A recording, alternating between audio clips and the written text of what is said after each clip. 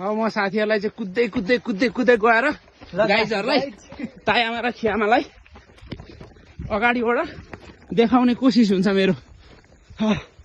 म कुद्दा गलिसकेँ।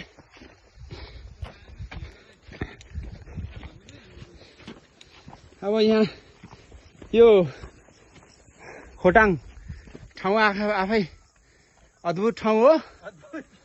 अद्भुत ठाउँमाथि पनि यस्तो अब यो कलात्मक हिसाबले तायामा खियामाको मूर्तिहरू बनाएर यहाँनिर चाहिँ विमला राई नानाले हलेसी तुवाचुङको पर्यटनमा चाहिँ राम्रै विकास गर्नु भएको छ। यहाँ सरहरू यहाँ ढुङ्गालाई उतानो पारेर तेर्सो पारेर टाढो पारेर गर्दै हुनुहुन्छ।